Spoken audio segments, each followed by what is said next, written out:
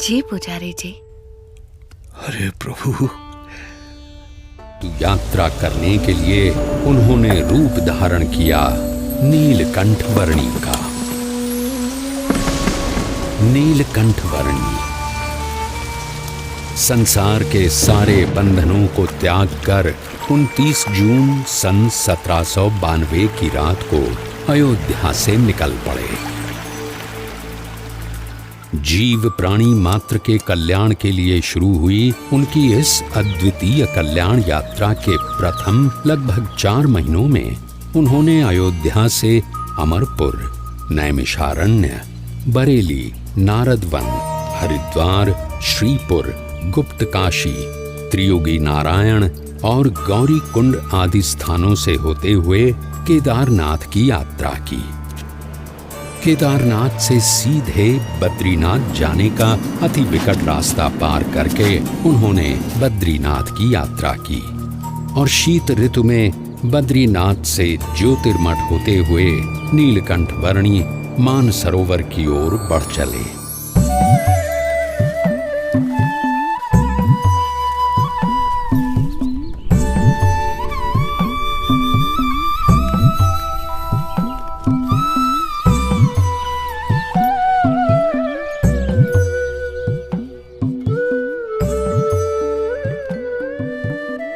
सत्यं वद, सत्यं वद, धर्मं चर, धर्मं चर, सत्यान्न प्रमदितव्यम्, सत्यान्न प्रमदितव्यम्, धर्मान्न प्रमदितव्यम्, धर्मान्न प्रमदितव्यम्। धर्म पालन, अहिंसा, सेवा, यह सब अच्छे मनुष्य जीवन के लक्षण है और इसीलिए इन सब सद्गुणों को अपनाते हुए परोपकारी जीवन जीना चाहिए। उसी में मनुष्य जीवन की सार्थकता है।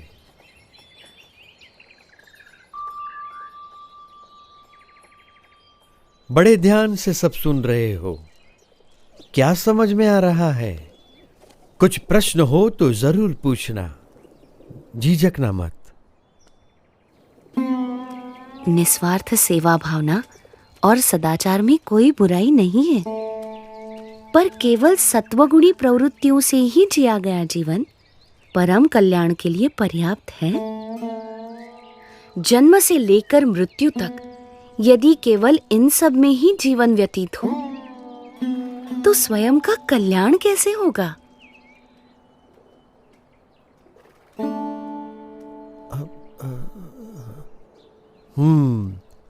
बड़े गुणी लगते हो, विद्याभ्यासी भी लगते हो और तर्क भी बहुत अच्छी तरह से प्रस्तुत कर लेते हो। तो आप ही बताओ, आपका क्या विचार है? मनुष्य को कैसा जीवन जीना चाहिए? ऐसा जीवन जो उस उच्चतम विद्या को पाने के लिए जिया गया हो, जिसे जानने के बाद और कुछ भी जानना बाकी न रह जाए। पर ऐसी कौन सी विद्या है? ब्रह्म विद्या,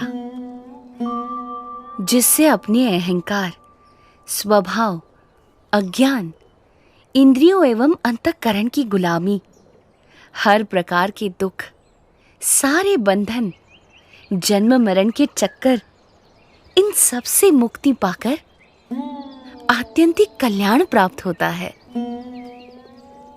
पर केवल स्वयं के कल्याण के लिए जिया गया जीवन स्वार्थ सिद्धि का पर्याय बनकर ही नहीं रह जाएगा। यदि व्यक्ति यथार्थ रूप से आत्यंतिक कल्याण के मार्ग पर चल पड़े तो उसका जीवन अपने आप ही सबके लिए कल्याणकारी बन रहता है, एक यज्ञ के समान बन जाता है। सबकी भलाई का यज्ञ, सबकी सेवा का यज्ञ, सबके कल्याण का यज्ञ। अच्छा, अब पर आप हो कौन? मैं नीलकंठ हूँ। आप इस उम्र में ऐसे अकेले क्यों निकल पड़े हो? सबको परम कल्याण के मार्ग पर प्रेरित करने के लिए। यही मेरे जीवन का उद्देश्य है।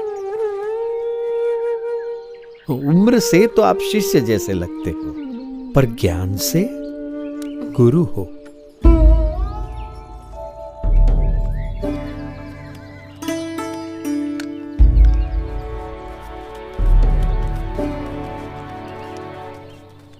प्रणाम।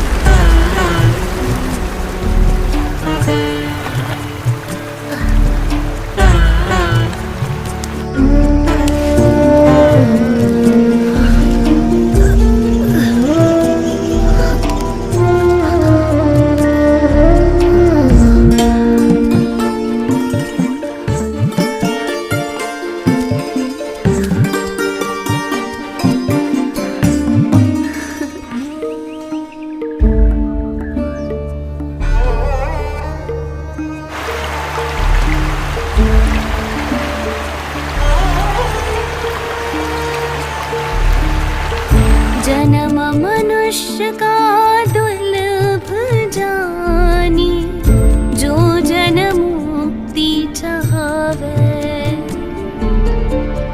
ममारु मौसम संतन संगे, परम मुक्ति को पावे।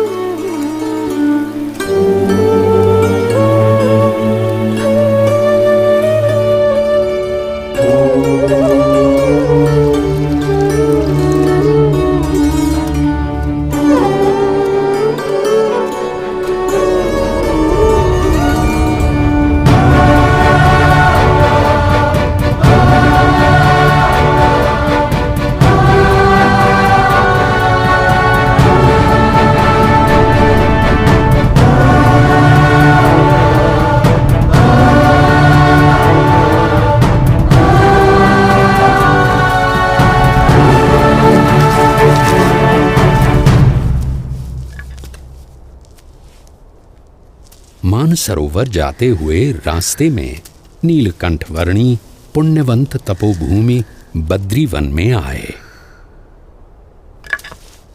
वहां असाधारण तपश्चर्या करने का संकल्प लेकर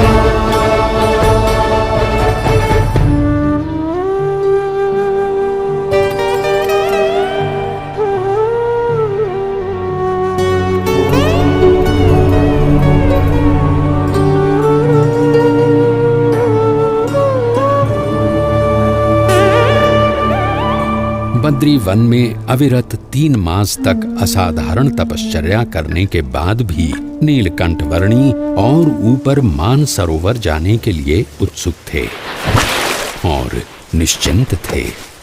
और यहाँ नीचे ज्योतिर्मठ में बद्रीनाथ मंदिर के पुजारी जी चिंतित थे। पुजारी जी, ऐसा हिमप्रपात तो हर साल शीत ऋतु में होता रहता है। आप इतने चिंतित क्यों हो गए?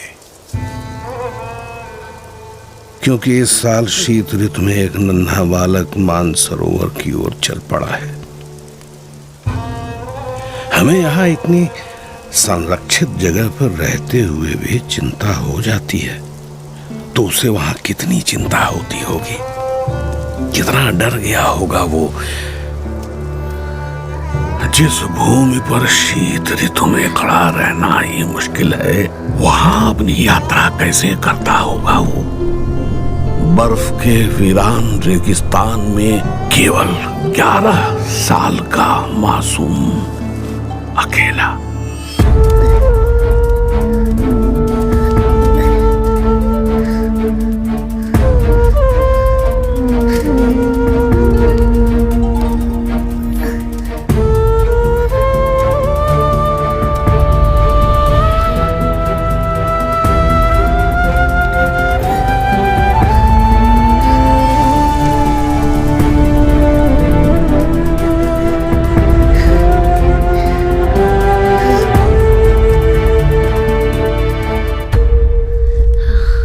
रुके हुए रास्तों से भी मार्ग निकालकर नीलकंठ वर्णी आगे बढ़ रहे थे।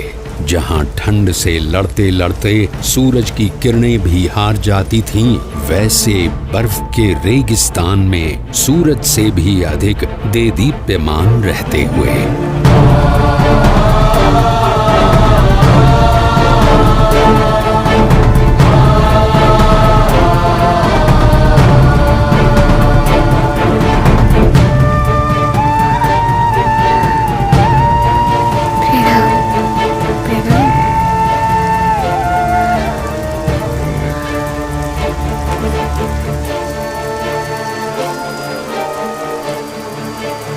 सन 1793 की शीत ऋतु के प्रारंभ में नीलकंठ वर्णी ज्योतिर्मठ से बढ़ चले थे और शीत ऋतु के बढ़ते हुए प्रभाव के साथ उनके चरण और आगे बढ़ रहे थे, भारत के उत्तर में तिब्बत में स्थित मानसरोवर की ओर।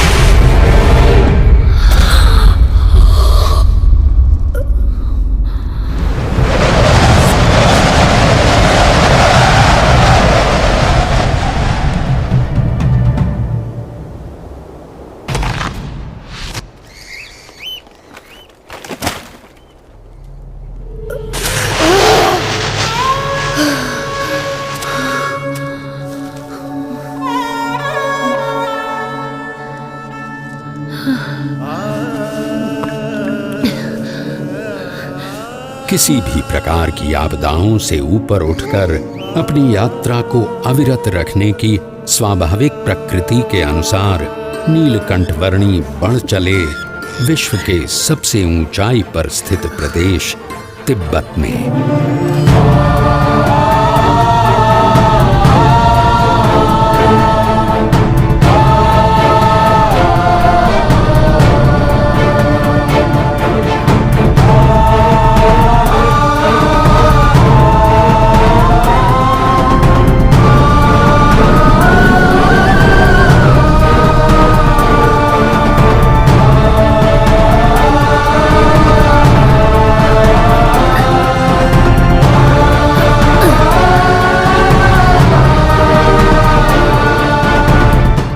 मानो कोई भी विपत्ति ऐसी बनी ही नहीं थी जो नीलकंठ वर्णी के सदा आगे बढ़ रहे चरणों को रोकने में समर्थ हो।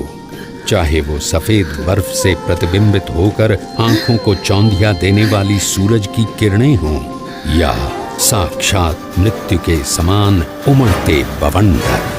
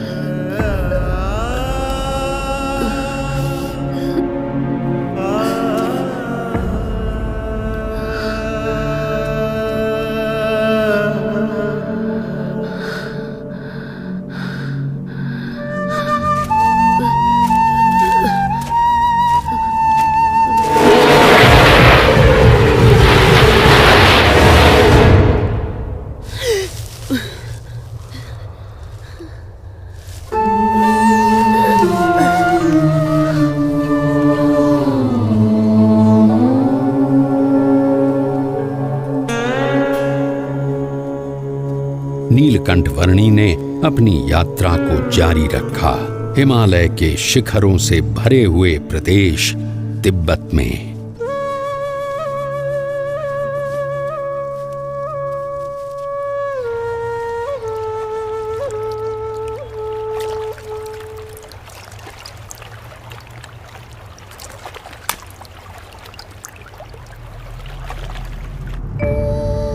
हिमालय के उत्तुंग बर्फीले पर्वतों का विश्व तिब्बत, जिसकी औसतन ऊंचाई 16,000 फीट है और जो विश्व की छत कहलाता है, वहां शीत ऋतु में 0 से नीचे 40 अंश तक के तापमान में नीलकंठ वर्णी अकेले मानसरोवर की ओर बढ़ रहे थे।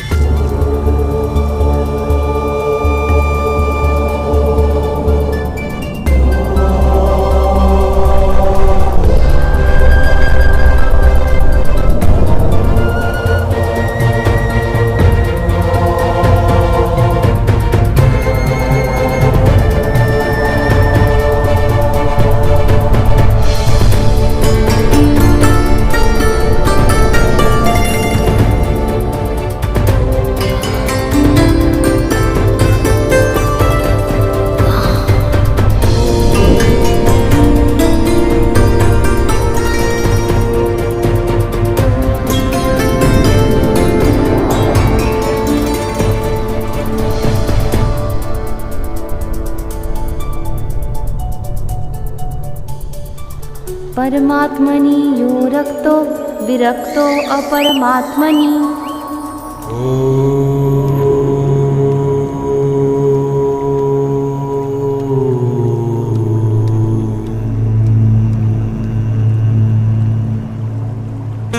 ज्योतिर्मठ से मानसरोवर की यात्रा शुरू करने के लगभग 4 महीनों के समय में नीलकंठ वर्णी आ पहुंचे कैलाश पर्वत के निकट स्थित क्षेत्र में।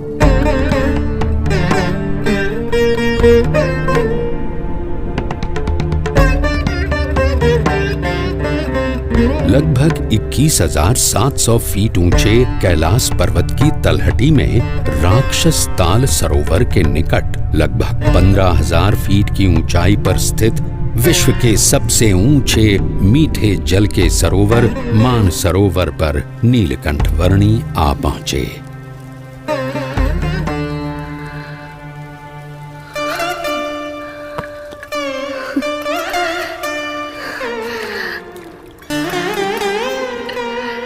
मानस क्षेत्र की प्राण घातक शीत ऋतु में नीलकंठ वर्णी ने संकल्प किया लगभग 320 वर्ग किलोमीटर में फैले हुए मानसरोवर की लगभग 88 किलोमीटर लंबी परिक्रमा करने का।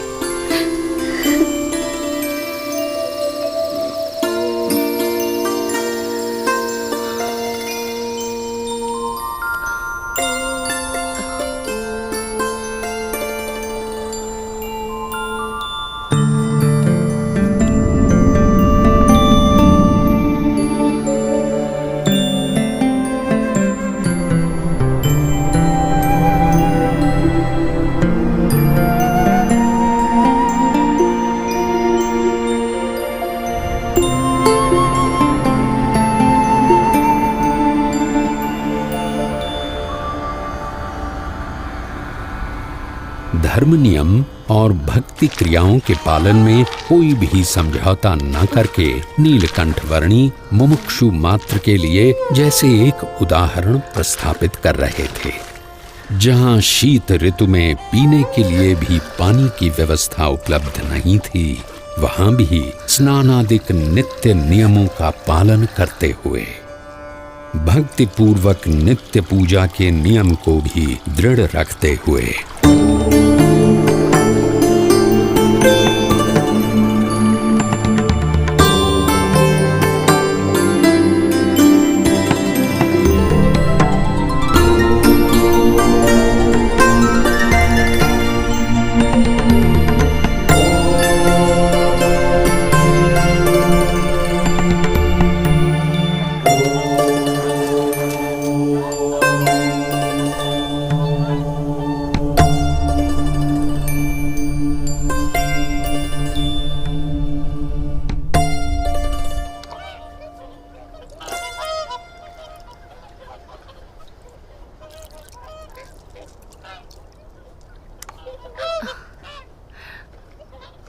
इस जन्म में आप सब हंस हैं और अगले जन्म में आप मेरे परम हंस बनेंगे।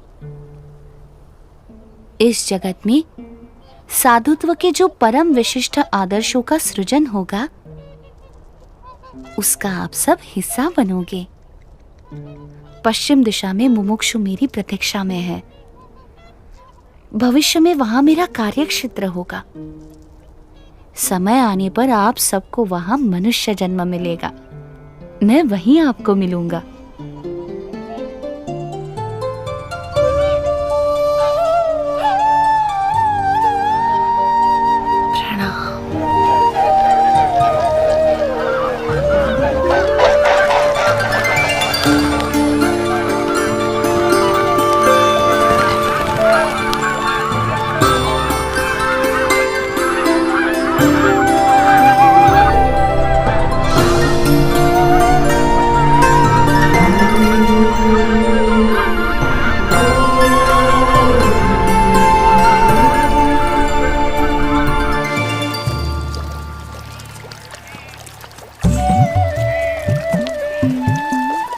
शीत ऋतु तिब्बत प्रदेश में बिताकर नीलकंठ वर्णी पुनः बद्रीनाथ जाने के लिए निकल पड़े।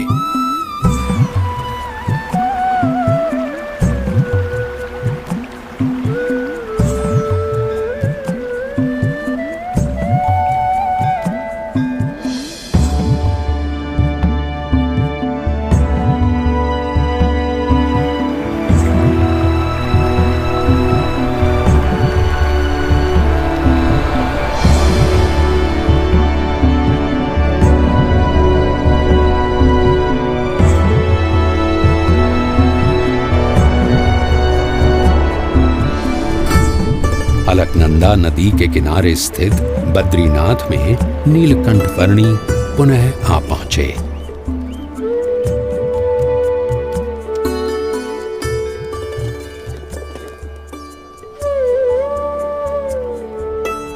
जय बद्रीनाथ जी की जय बद्री विशाल, जय बद्री।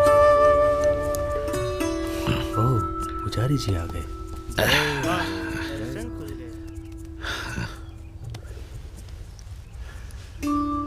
नमो नारायण, नमो नारायण। जय बद्रीनाथ पुजारी जी।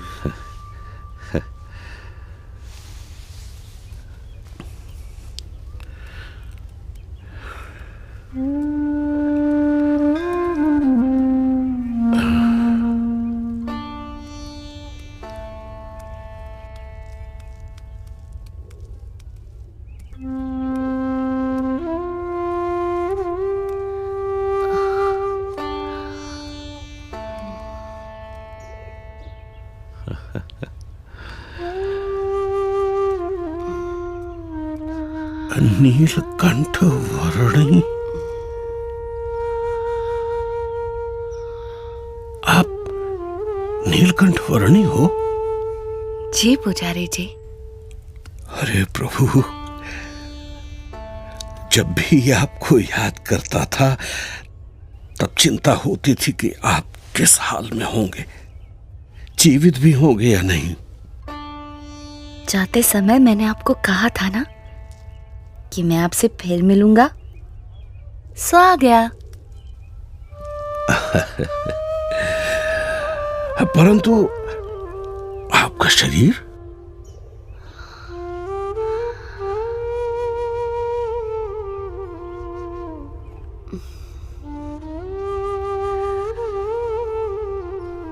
कितना दुबला पतला हो गया है।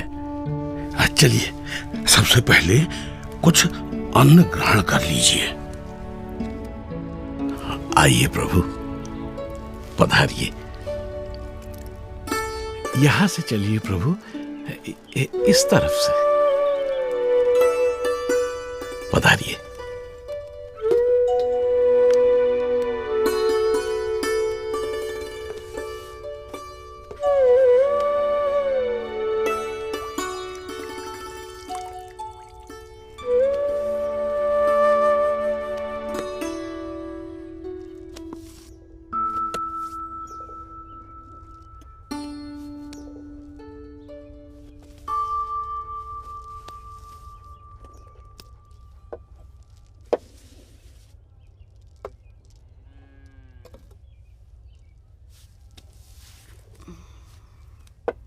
मानसरोवर जाने से पहले अंतिम भोजन आपके वहां ज्योतिर्मठ में किया था, और वहां से लौटकर प्रथम भोजन भी आप ही के यहाँ कर रहा हूं।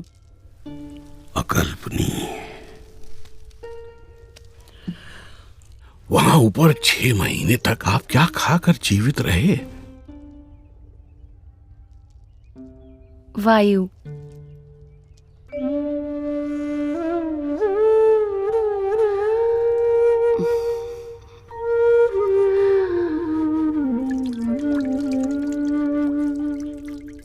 मुमुक्षुओं के भावों को परख कर उन्हें अपने संबंध से कल्याण के मार्ग पर प्रेरित करते रहने का नित्य क्रम नीलकंठ वर्णी ने अखंड रखा था। उनके साथ उनकी जगहों पर उनके ही जैसे बनकर रहते हुए। इस दुर्लभ मनुष्य जीवन का उपयोग परम कल्याण के लिए होना चाहिए, नाशवंत भौतिक सुखों के लिए नहीं। और कभी प्रत्यक्ष रूप से साथ रहने का योग ना रहे तो अपनी स्मृतियों और वचनों के सहारे कल्याण के मार्ग पर चलते रहने का सुयोग करवाते हुए। प्रभु, आपने कहा था कि आपकी यात्रा कल्याण के लिए है, परंतु आपकी इतनी कष्टदायक यात्रा से किसी का कल्याण कैसे होगा? इस पृथ्वी पर जगह जगह पर अनेक मुमुक्षु हैं जो सच्चे भक्ति भाव से साधना कर रहे हैं। मुझे यात्रा करके उनसे भेंट करनी है, उन्हें कल्याण के मार्ग पर प्रेरित करना है। दूसरों के कल्याण के लिए स्वयं पर इतना कष्ट? नीलकंठ, आपकी यात्रा सच में कल्याण यात्रा ही है। मेरा परम सौभाग्य कि मुझे आपकी सेवा का अवसर मिला। मेरा ध्यान रखने के लिए आपका भी धन्यवाद। आप अपना विशेष ध्यान रखिएगा नीलकंठ वर्णी। शुभम भवतु। प्रणाम।